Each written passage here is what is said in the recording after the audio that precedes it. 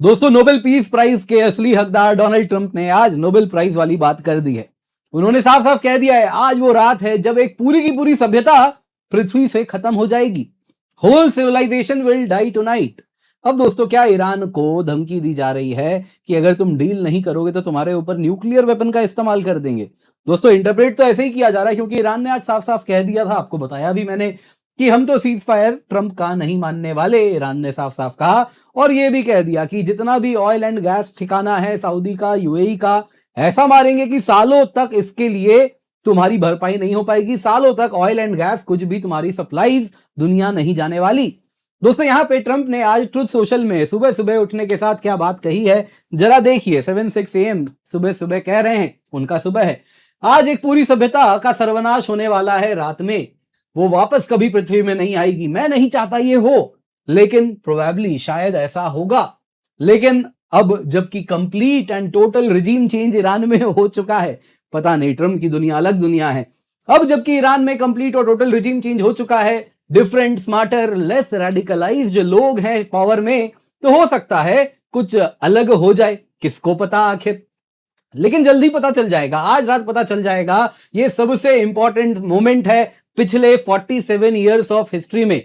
47 years तक इस हुकूमत ने आज तक हमसे हफ्ता वसूली की है, करप्शन, डेथ, ये सब किया है। ये सब खत्म होने वाला है। God bless the great people of Iran. एक तरफ आप उनकी सभ्यता नष्ट करने की बात कर रहे हैं, दूसरी तरफ God bless the great people of Iran.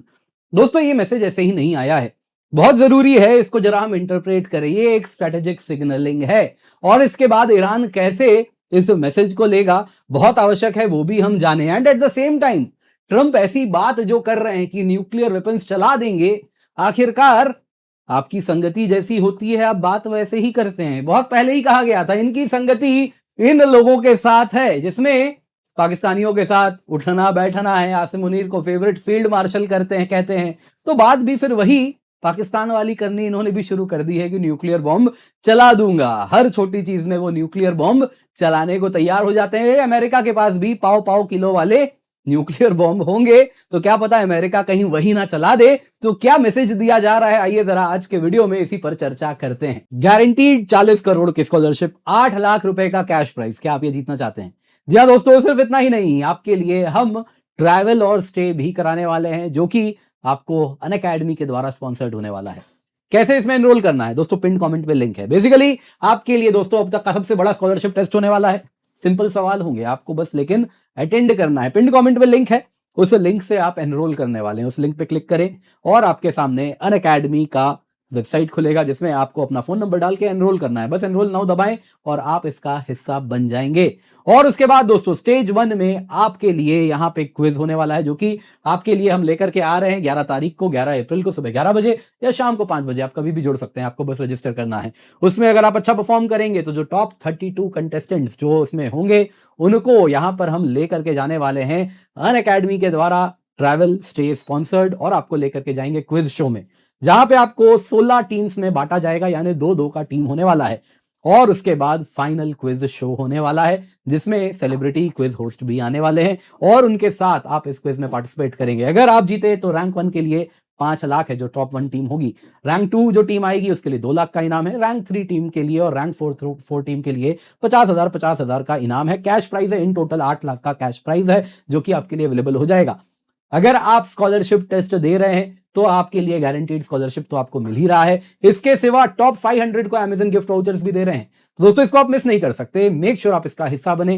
पिंड कमेंट, जी हाँ, पहला जो कमेंट है जो आपको दिख रहा है उसमें जो लिंक दिख रहा है, आपको बस और बस उस पर जाना है, जाके उसे क्लिक करना है। तो दोस्तों नोबेल प्राइज के असली हकदार डोनाल्ड ट्रंप, नोबेल तो नहीं मिला, फीफा पीस प्राइज ही सही। इन्होंने जो कहा है, इनका जो अल्टीमेटम ट्रुथ सोशल में डाला गया है कि कैटास्ट्रोफिक कॉन्सिक्वेंसेज होगा यदि ईरान ने डेडलाइन को नहीं कबूला, तो इसमें इन्होंने न्यूक्लियर वेपन शब्द का प्रयोग नहीं किया है। लेकिन जो रिपीटेड रेफरेंसेस हैं, टोटल रिजीम चेंज हो गया, सिविलाइजेशन खत्म हो जाएगी, नहीं चाहता हूं लेकिन खत्म हो जाएगा, इसके साथ एक डिबेट हो रहा है जिसमें कहा जा रहा है कि क्या यहां पे ट्रंप ये कह रहे हैं nuclear options are on the table, क्या न्यूक्लियर बॉम्ब यूज कर सकते हैं, क्या वो यही सजेस्ट करना चाह रहे हैं? दोस्तों यहां पे लग तो वही रहा है कि यहां पे न्यूक्लियर इंफ्रास्ट्रक्चर को भी हमला करने वाले हैं ईरान के, तो उससे भी काफी ज्यादा ऑलरेडी बात हो रही, जो बुशेहर न्यूक्लियर पावर प्लांट है, इस पे जो हमला किया गया है, इससे कहीं ना कहीं जो रेडियोलॉजिकल हैजार्ड हुआ है, जो यहाँ पे अगर ये न्यूक्लियर प्लांट में और हमला किया तो हो सकता है रेडियो एक्टिव मटीरियल्स जो कंटेन्ड है वो एटमॉस्फेयर में चले जाएंगे। उसके बाद ईरान का यही कहना है, कोई बात नहीं, आप इसको उड़ा दीजिए, हवा तो कुछ इस तरफ चलती है, यानी कि जो हवा चलेगी वो ये रेडियोलॉजिकल कंटामिनेंट अंदर ईरान की तरफ लेके जाने के बजाय यूएई सऊदी लेकर के जाएगी। तो वो तो यही कह रहे हैं, उड़ा दीजिए यूएई सऊदी में, देखते हैं फिर क्या होता है। अब यूएई बोल रहा है बैठे बिठाए मैं ही क्यों फंस जाता हूं हर बार, लेकिन क्या कीजिएगा, हवा कुछ ऐसी है, ज्योग्राफी यहां की वैसी ही है। अब दोस्तों यहां पे आइए जरा समझते हैं क्या स्ट्रेटेजिक सिग्नलिंग ट्रंप कर रहे हैं।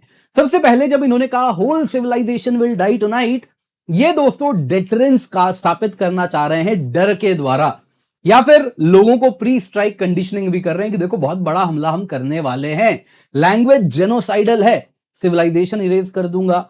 आपने सुना है पोस्ट वर्ल्ड वॉर ऐसी भाषा नहीं सुनी है, इस प्रकार की भाषा हिटलर के समय हुआ करती थी, उसके बाद किसी ने इस प्रकार की भाषा का प्रयोग नहीं किया जो ट्रंप यूज कर रहे हैं। तो एट द मिनिमम इसका मतलब यही है, मैसिव इंफ्रास्ट्रक्चर कोलैप्स करेंगे, इस प्रकार से हिट करेंगे, स्ट्राइक इतना बड़ा होगा कि सिस्टम वाइड होगा, पूरा का पूरा ईरान ठप हो जाएगा। दूसरी तरफ दोस्तों यहां पे हो सकता है कि न्यूक्लियर स्ट्राइक वाली बात कर रहे हैं, एटलीस्ट धमकी दे रहे हैं ईरान को कि न्यूक्लियर बॉम्ब भी यूज कर देंगे, तो अभी टाइम है, ईरान डील एक्सेप्ट कर लो।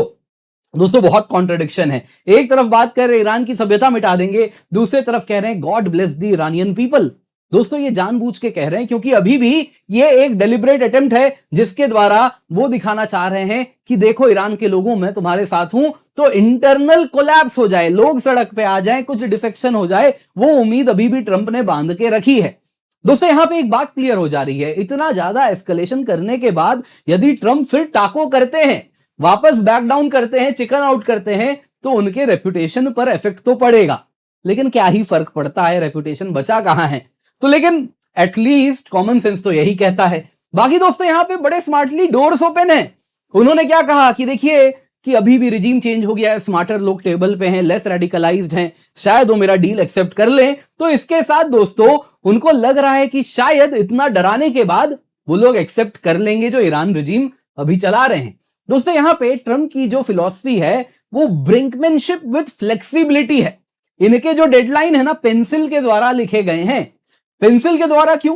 क्योंकि वो लिखते ही ऐसे डेडलाइन है जिससे क्राइसिस बनता है और लास्ट मिनट कुछ भी कंसेशन मिल जाए तो उसको लेके वो घर चले जाएंगे। अदरवाइज क्या करते हैं, इरेजर लाते हैं, उसको मिटाते हैं, पेंसिल से नया डेडलाइन लिख देते हैं। लेकिन अब कितनी बार यही स्क्रिप्ट लिखेंगे, एंड ऑफ द डे अब ट्रंप के लिए भी बैक डाउन करना बड़ा कठिन होता जा रहा है, स्पेशली आज के अल्टीमेटम के बाद तो और भी ज्यादा।